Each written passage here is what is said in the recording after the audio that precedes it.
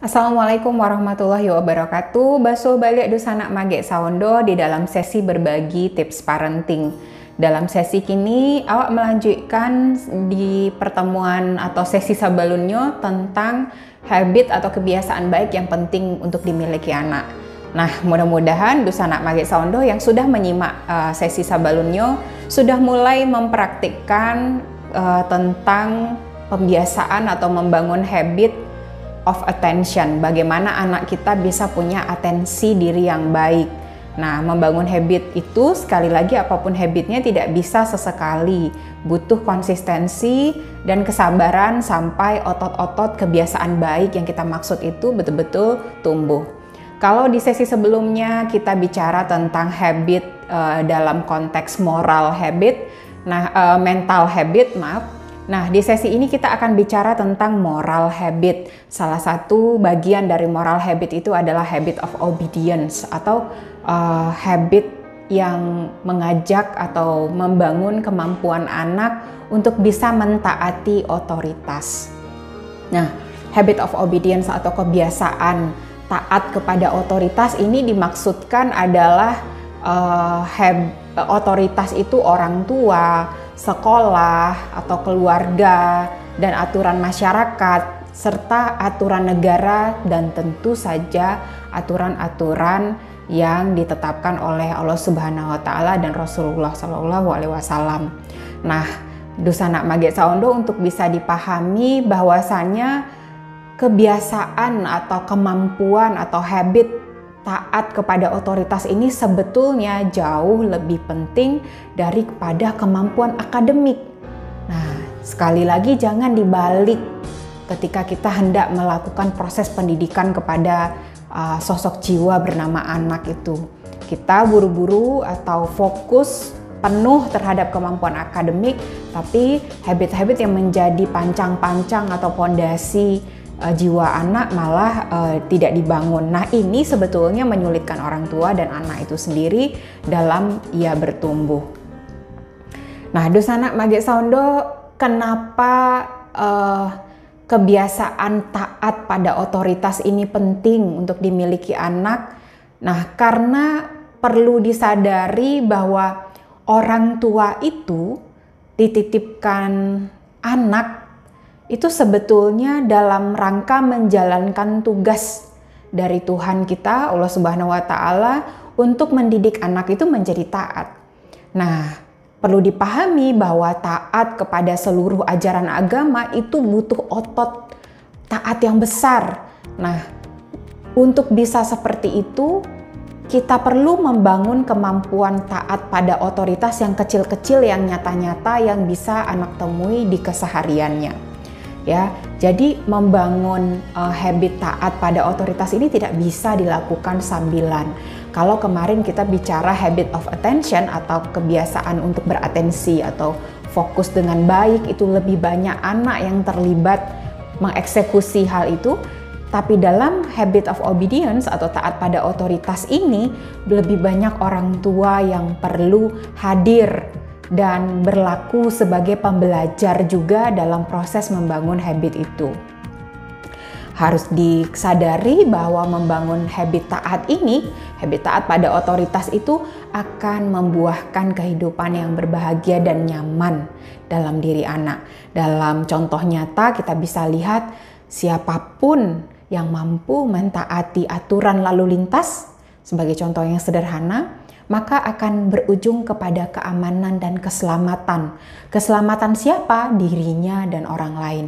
Sebaliknya, ugal-ugalan dalam mentaati aturan lalu lintas itu berakibat kepada kecelakaan dan mara bahaya bagi dirinya dan orang lain. Nah, jadi punya habit taat pada otoritas ini bukanlah hal yang sepele, justru ini otot perilaku yang betul-betul butuh untuk ditumbuhkan dari dalam diri anak. Nah, anak itu perlu dilatih dalam melakukan hal-hal yang penting atau prinsip, ya walaupun tidak disukainya. Nah, Kalau di sesi tips parenting sebelumnya sudah banyak kita membahas terkait bahwa jangan sampai di rumah itu punya aturan prinsip yang terlalu banyak sehingga sulit bagi anak untuk taat, maka letakkanlah poin-poin penting sebagai hal yang prinsip yang tidak boleh dinegosiasikan. Nah, anak-anak yang terlatih seperti ini, dia akan menjadi sosok-sosok yang punya pencapaian-pencapaian hebat dalam hidupnya. Karena sudah tidak perlu ada orang lain lagi yang mendisiplinkannya, yang mengingatkannya. Tapi dia sudah punya otot itu dari dalam dirinya. Sehingga target tertinggi orang tua adalah memiliki anak yang mempunyai hasrat yang kuat dalam berperilaku taat. Ya, jadi target utama kita sebagai orang tua adalah agar anak kita memiliki hasrat yang kuat dalam berperilaku taat. Jadi itu dalam dirinya betul-betul tumbuh. Nah, hingga akhirnya anak akan dengan sukarela berperilaku taat. Tapi tentu saja itu butuh langkah-langkah, butuh aksi-aksi. Nah, apa yang perlu dilakukan? Yang pertama adalah sebagai contoh, minta ketaatan itu dengan cara menjelaskan sejelas-jelasnya ekspektasi yang dimaksud. Ya, kalau kita katakan tolong kamarmu dirapikan, maka untuk kali pertama itu dia lakukan, kali pertama, kedua, dan ketiga barangkali, itu perlu pendampingan. Rapi yang dimaksud orang tua itu seperti apa. Sehingga anak punya kepahaman dan standar rapi. Ya, kalau dulu-dulu mungkin orang tua itu malu melepas anaknya ke rumah orang lain kalau dia belumlah merasa nyaman. Anakku beko lapeh kalau tampe dosa nak membuat malu jadi kecek, jadi bahan kecek di orang. Nah, seperti itu.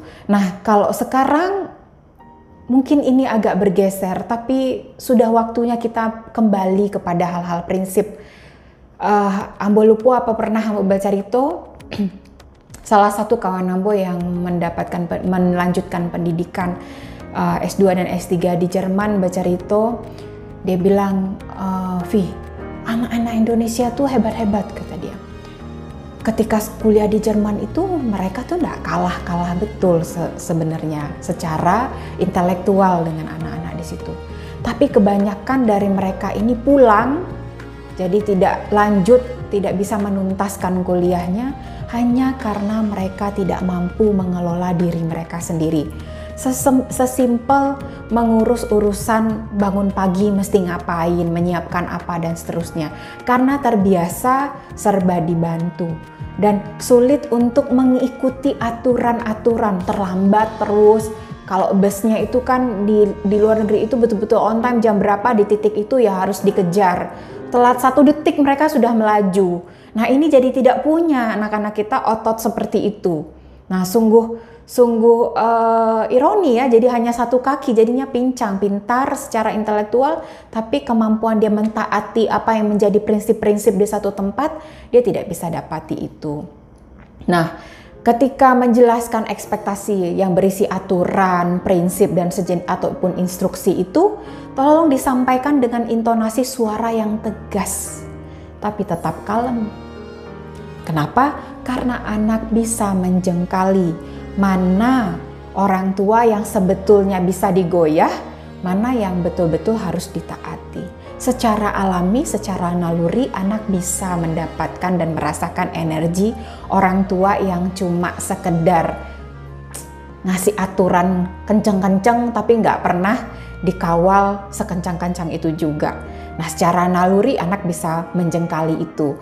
Coba dilihat apakah Dusana Mage Saondo tipe orang tua yang selama ini kalau ayah sama ibu itu udahlah, nanti dia juga berubah itu, nanti bisa digoyah itu. Atau yang sekali bicara anak tahu bahwa kalau sudah berisi instruksi penting dengan intonasi seperti itu berarti harus diikuti. Nah, yang mana? Nah, monitor dan follow up tugas-tugas, aturan ataupun instruksi yang diberikan. Jangan sampai anak bilang nanti ayah juga sama ibu juga lupa lah itu. Iyain aja dulu biar cepet. Nah, atau yang seperti apa ini yang terjadi? Jadi jangan lupa memfollow up apapun instruksi atau aturan atau komitmen yang menjadi prinsip dalam keluarga. Jangan terlalu banyak aturan dan instruksi sehingga anak merasa terus-terusan direcoki orang tua. Mau pakai baju warna apa, di matchingin gaya apa, itu pun diatur. Nah, itu anak mungkin tidak nyaman. Kalaupun kita merasa bahwa anak ini belum tahu kita mau ke acara penting, tapi dia pikir pakai bajunya baju santai, kita boleh bantu dia untuk mengkategorikan pakaian gitu. Nih nak, jadikan sesi belajar bersama, lipat baju bersama, susun baju di lemari bersama, supaya anak pun mengerti, oh dalam hidup ini ada onggok-onggoknya. Tidak semua bisa dicampur baur begitu sampai belang bentong begitu. Nah, tapi jangan pula sampai hal-hal detail sebetulnya anak sudah bisa berhak untuk memiliki keputusan, kita recoki juga, tidak seperti itu caranya. Berikan alasan atas perintah atau aturan yang diberikan itu jika diperlukan. Karena dalam hidup anak perlu paham banyak hal-hal di kehidupan dia ini yang perlu dia taati, bahkan ketika dia pun belum tahu kenapa dia harus taati itu. Apalagi dalam aturan-aturan agama mungkin sangat banyak yang kita temui yang secara logika belum nyampe. Bukan berarti tidak logis, bukan berarti tidak masuk akal kita yang belum masuk ke situ. Terlebih dengan keterbatasan logika manusia dan teknologi, mungkin nanti akan itu bisa dijawab dengan teknologi. Ya. Nah, tapi tidak selalu hal-hal yang berisi aturan itu perlu kita jelaskan kenapanya. Ada masa mungkin kita katakan, kenapa sih Ma mesti begini? Karena Mama katakan begitu, jalankan begitu. Dalam satu masa seperti itu, dalam masa yang lain berikan alasan. Sehingga kita sama anak itu ada tarik ulurnya dan dia pun percaya bahwa betul ada hal-hal yang memang aku tidak perlu tanyakan kenapa. Karena dia di tempat lain, di negara lain dengan aturan yang lain kan dia tidak bisa mencap-mencap, kok kalian bikin aturan begini, kan gak bisa. Itu sesuatu yang harus dia jalani seperti itu.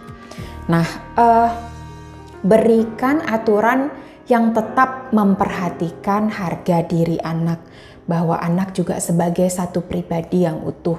Jangan malah terjadi aksi bully di dalam keluarga.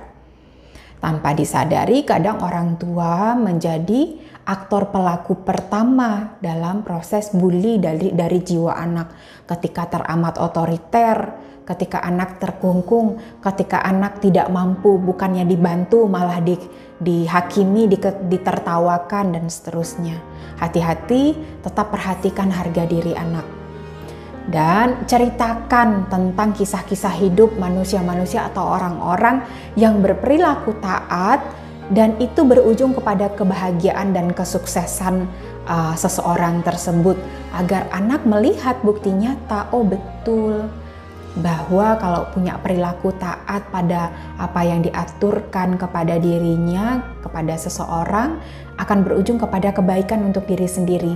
Banyak-banyak membacakan biografi-biografi sosok-sosok yang hebat, apakah itu sahabat Rasulullah sendiri, dan tokoh-tokoh saat ini yang masih ada, supaya anak menjadi memiliki motivasi, dan kita pun sebagai orang tua semakin kokoh untuk mengawal bahwa otot berperilaku taat itu, punya habit taat pada otoritas itu akan mengantarkan anak-anak kita menjadi anak-anak yang lebih baik di masa sekarang dan mendatang.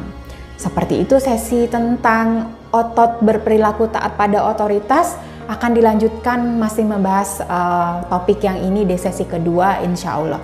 Terima kasih Dusana Bagja Sondo, mudah-mudahan berkenan dan bermanfaat. Mohon maaf jika ada yang tidak sesuai. Wassalamualaikum warahmatullahi wabarakatuh.